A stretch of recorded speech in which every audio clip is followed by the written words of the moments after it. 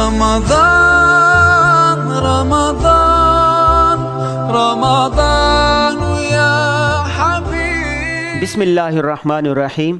ناظرین، آپ دیکھ رہے ہیں JTR میڈیا ہاؤس کا پروگرام رمضان ملاقات۔ اس خصوصی پروگرام میں ہم روزانہ کسی نہ کسی اہم اور دینی موضوع پر گفتگو کرتے ہیں۔ آج جس موضوع پر گفتگو کرنے جا رہے ہیں وہ ہے صدقۃ الفطر کے مقاصد اور اس کی حکمتیں۔ اس موضوع پر گفتگو کرنے کے لیے ہم نے اسٹوڈیو میں مدعو کیا ہے حضرت مولانا مفتی محمد فیاض صاحب کو۔ آپ حافظ ہیں، عالم ہیں، مفتی ہیں، کراچی یونیورسٹی سے ماسٹر کیا ہوا ہے، اس وقت جامعۃ الرشید کراچی کے فیکلٹی ممبر ہیں، شرعی ایڈوائزر ہیں، کلیت الدعوہ کے نگران اور مسئول ہیں اور سوشل ورکر ہیں۔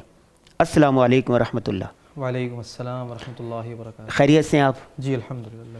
مفتی صاحب، سب سے پہلا سوال یہ ہوگا کہ قرآن و حدیث کی روح سے صدقۃ الفطر پر کچھ روشنی ڈالیں۔ بسم اللہ الرحمن الرحیم، نحمدہ ونصلی علی رسولہ الکریم۔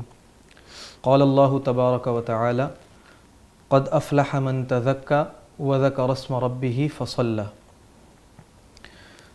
سورہ اعلیٰ کی اس آیت میں اللہ سبحانہ و تعالی صدقۃ الفطر کے بارے میں ارشاد فرما رہے ہیں۔ بہت سارے محدثین یہ فرماتے ہیں کہ اللہ تعالیٰ نے یہ جو فرمایا قد افلح من تزکی، جی، اس سے مراد یہ ہے کہ کامیاب ہو گیا وہ شخص جس نے صدقۃ الفطر ادا کیا، وذکر اسم ربہ، اور پھر اس کے بعد عید کی رات میں اور عید کے دن تکبیر کہی، اللہ کا ذکر، اللہ کا نام لیا، فصلی، اور پھر عید کی نماز ادا کی۔ جی، تو اس آیت میں صدقۃ الفطر کی فضیلت اور صدقۃ الفطر ادا کرنے والے کی کامیابی کا اللہ تعالیٰ نے اعلان فرمایا، اور یہ بہت سارے مفسرین سے اس آیت کی یہ تفسیر منقول ہے۔ اس کے ساتھ ساتھ بے شمار احادیث ایسی ہیں جس میں حضور اکرم صلی اللہ علیہ وسلم نے صدقۃ الفطر کی فرضیت اور صدقۃ الفطر کے اہتمام، اس کی حکمتیں، اس کے فوائد وہ آپ نے بیان فرمائے۔ ایک حدیث میں آتا ہے کہ ایک صحابی روایت کرتے ہوئے فرماتے ہیں فرض رسول اللہ صلی اللہ علیہ وسلم زکاة الفطر من رمضان صاعا من تمر او صاعا من شعیر علی الحر والعبد والذکر والانثى والصغیر والکبیر من المسلمین او کما قال علیہ الصلاۃ والسلام۔ کیا مفہوم ہوگا؟ کہ اللہ کے رسول صلی اللہ علیہ وسلم نے صدقۃ الفطر کو فرض قرار دیا، اور یہ 1 صاع کھجور یا 1 صاع جو، اور یہ غلام پر بھی ہے، آزاد پر بھی ہے، مرد پر بھی ہے، عورت پر بھی ہے، چھوٹوں پر بھی ہے اور بڑوں پر بھی ہے، مسلمانوں کے چھوٹے بڑے ہر ایک پر یہ اللہ نے فرض قرار دیا۔ تو اس حدیث سے اور دیگر بہت ساری احادیث سے صدقۃ الفطر کی اہمیت، صدقۃ الفطر کی ادائیگی کی فرضیت اور اس کا اہتمام، اس کا التزام وہ ثابت ہوتا ہے اور اس کا ہمیں پتہ چلتا ہے۔ جی ٹھیک۔ دوسرا سوال یہ ہوگا کہ صدقۃ الفطر کے مقاصد اور حکمتیں جو ہیں ان میں سے اہم مقصد اور اہم حکمتیں کیا ہو سکتی ہیں؟ جی، اس میں ویسے تو بہت ساری حکمتیں ہیں۔ احادیث مبارکہ میں 2-3 بڑی حکمتیں وہ بیان ہوئی ہیں۔ حضرت عبداللہ بن عباس رضی اللہ عنہ سے روایت ہے، وہ فرماتے ہیں فرض رسول اللہ صلی اللہ علیہ وسلم زکاة الفطر طہرۃ للصائم من اللغو والرفث وطعمۃ للمساکین، کہ اللہ کے رسول صلی اللہ علیہ وسلم نے صدقۃ الفطر کو فرض قرار دیا، اور اس میں 2 بڑی حکمتیں ہیں۔ ان 2 حکمتوں کی وجہ سے اسے فرض قرار دیا گیا۔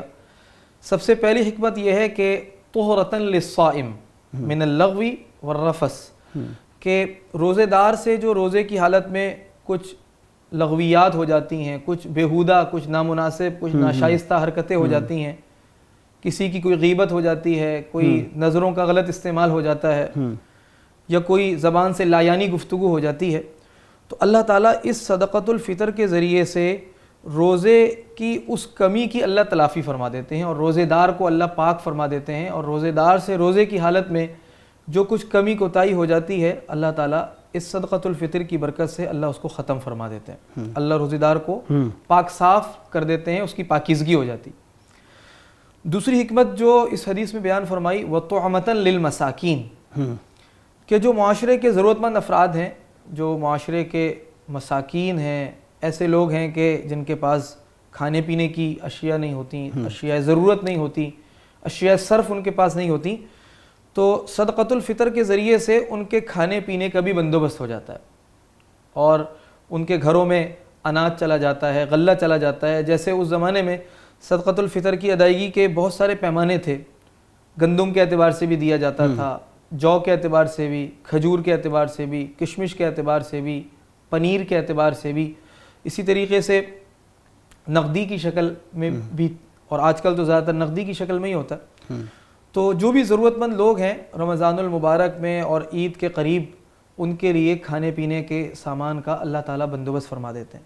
اسی طرح ایک اس کی حکمت یہ ہے کہ یہ روزے کی ادائیگی کے شکرانے کے طور پر ہے کہ انسان کو اللہ تعالیٰ نے توفیق دی کہ اللہ کی توفیق سے اس نے روزہ رکھ لیا، اور یہ اللہ کی توفیق سے ہی ہوتا ہے، ورنہ انسان جو ہے وہ اپنے ارادے سے اور اپنے چاہنے سے تو وہ ایک دفعہ اللہ کا لفظ بھی نہیں کہہ سکتا، سبحان اللہ بھی نہیں کہہ سکتا۔ اتنی بڑی عبادت کہ 12 گھنٹے 13 گھنٹے انسان جو ہے وہ بھوکا ہے، پیاسا ہے، اور کوئی اس کو دیکھنے والا نہیں، صرف اللہ کا خوف ہے، صرف اللہ کے خوف کی وجہ سے نہ وہ کوئی چیز چکھ رہا ہے، نہ اس کے حلق سے پانی نیچے اتر رہا ہے، کلی کر رہا ہے، وہ وضو کر رہا ہے وہ، لیکن یہ کہ اس کے حلق سے ایک قطرہ پانی نیچے نہیں جا رہا۔ تو یہ محض اللہ کا فضل کہ اللہ کے فضل سے اللہ تعالیٰ روزے کی توفیق عطا فرماتے ہیں۔ کتنے لوگ ایسے ہیں کہ بڑے صحت مند ہیں، بڑے ہٹے کٹے ہیں، لیکن روزے نہیں رکھ رہے وہ۔ تو کتنے لوگ ایسے ہیں کہ وہ سارا دن مزدوری بھی کر رہے ہیں اور پسینے میں بھی ہیں اور گڑھے بھی کھود رہے ہیں اور لوڈنگ کا کام بھی کر رہے ہیں، لیکن وہ روزہ رکھ رہے ہیں۔ تو یہ اللہ کا انعام ہے، توفیق کی بات ہے، اللہ کی توفیق، اللہ کا فضل۔ تو صدقۃ الفطر کی حکمتوں میں سے ایک حکمت یہ بھی لکھی گئی ہے کہ یہ روزوں کے لیے بطور شکرانہ، یعنی روزوں کے شکرانے کے طور پر کہ اللہ نے توفیق دی کہ میں نے روزے رکھ لیے، اب میں اس توفیق کا شکر ادا کرنے کے لیے، شکر بجا لانے کے لیے یہ رقم غریبوں کو دے رہا ہوں۔ تو یہ صدقۃ الفطر کی ایک حکمت ہے۔ بعض علماء یہ بھی فرماتے ہیں کہ صدقۃ الفطر کی مثال ایسی ہے جیسے نماز کے اندر سجدہ سہو، کہ سجدہ سہو سے نماز کی غلطی کی تلافی ہو جاتی ہے، تو صدقۃ الفطر کے ذریعے سے بھی روزے کی غلطیوں کی تلافی ہو جاتی ہے۔ تو یہ کچھ حکمتیں اور کچھ مقاصد صدقۃ الفطر کے تھے جو میں نے عرض کر دی۔ جی ٹھیک، یہ بتائیے صدقۃ الفطر کس پر واجب ہے؟ یہ تو ایک فقہی مسئلہ ہے اور اس کی تفصیلات ہیں، اور صاحب نصاب ہونے کا کرائیٹیریا ہے کہ اس کا خلاصہ کیا بنتا ہے عوام کو عام فہم الفاظ میں؟ کسی بھی شخص کے پاس سونا، چاندی، نقدی، مال تجارت، اسی طرح ضرورت سے زائد جو اشیاء ہوتی ہیں گھر میں سامان، ان میں سے کوئی ایک یا سب کا مجموعہ وہ 52.5 تولہ چاندی تک اگر پہنچ جائے، آج کل کے حساب سے 46,200-300 روپے جو حکومت نے اعلان کیا تھا اس کے مطابق، اگر اتنی رقم کسی پر پہنچتی ہے، کسی کی ملکیت میں اتنی رقم ہوتی ہے، ان سب کا مجموعہ یا انہیں ملا کر یا صرف جو ضرورت سے زائد اشیاء ہیں، تو اس پر جو ہے وہ صدقۃ الفطر واجب ہوگا۔ یعنی جو زکوٰۃ کا نصاب ہے وہی صدقۃ الفطر کا اس میں نصاب، ایک چیز کا اضافہ ہے اور وہ ضرورت سے زائد اشیاء کو بھی اس میں شامل کیا جائے گا۔ اس کی کیلکولیشن میں ضرورت سے زائد جو اشیاء ہوتی ہیں جو انسان کے گھر میں ہوتی ہیں ان کو بھی شامل کیا جائے گا، اور یعنی ایک چیز کا اس میں اضافہ ہے۔ زکوٰۃ کے اندر 4 چیزیں ہوتی ہیں، سونا، چاندی، نقدی، مال تجارت۔ اس کے اندر سونا، چاندی، نقدی، مال تجارت اور اس کے ساتھ ساتھ ضرورت سے زائد اشیاء بھی۔ اور اس کا سب سے بہترین طریقہ یہ کہ ہر آدمی کسی دارالافتاء سے، کسی مستند مفتی صاحب سے معلوم کر لے، اور اگر کسی کو اشکال ہو، اگر کسی کو واضح ہے کہ اللہ نے مجھے اتنا دیا تو وہ دے، اور یہ صرف اپنی طرف سے نہیں دینا بلکہ یہ کہ اپنی جو نابالغ اولاد ہے اس نابالغ اولاد کی طرف سے بھی ادا کرنا ہے، اس لیے کہ حدیث میں آپ علیہ الصلوۃ والسلام نے اس کی صراحت فرمائی ہے کہ یہ چھوٹوں پر بھی ہے اور بڑوں پر بھی ہے۔ اور بالغ اولاد اگر ہے یا بیوی ہے تو وہ چونکہ خود بالغ ہیں، کچھ خود عاقل ہیں، تو وہ اپنا خود ادا کریں گے، لیکن اگر یہ ادا کر دے تو اچھی بات ہے، یا وہ اس کو کہہ دے ان کی درخواست پر ادا کر دے تو بھی ٹھیک۔ تو یہ کچھ جی ٹھیک۔ پھر اگلا سوال یہ بنے گا کہ صدقۃ الفطر کب ادا کرنا چاہیے؟ رمضان کے شروع میں، درمیان میں، آخر میں، عید کے دن؟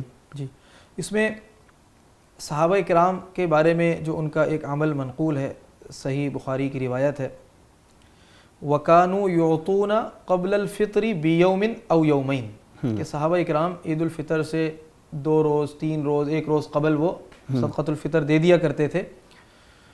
اور اس کی وجہ یہ ہے کہ صدقۃ الفطر کا جو بنیادی مقصد ہے وہ یہ ہے کہ جو ایک غریب ہے، ایک ضرورت مند ہے، اس کے گھر عید کی خوشیاں پہنچ جائیں، یا روزے کی جو ضروریات ہیں، سحری کا سامان، افطاری کا سامان، وہ پہنچ جائے اس کے گھر۔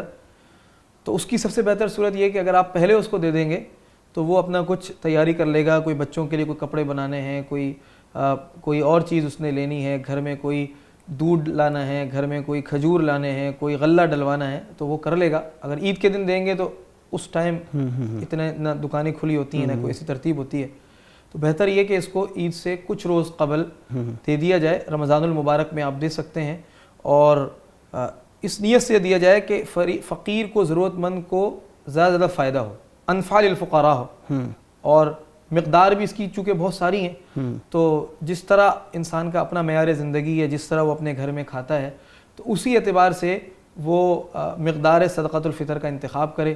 اگر وہ بالکل نچلے درجے کی ضروریات استعمال کرتا ہے تو جو اس کا گندم والا نصاب ہے وہ لے لے، اگر تھوڑا سا اوپر اس کا معیار زندگی ہے تو جو کے حساب سے، اور اوپر ہے تو کھجور کے اعتبار سے، بہت اعلیٰ ہے تو کشمش کے اعتبار سے، یعنی کوئی بھی ایسی صورت جس میں فقیر کو، مسکین کو زیادہ فائدہ ہو، ایسا وقت منتخب کریں جس میں زیادہ فائدہ ہو، ایسی مقدار متعین کریں جس میں زیادہ فائدہ ہو، تو وہ دے دیا جائے۔ اور یہ عید کی نماز سے پہلے تک دیا جاتا ہے۔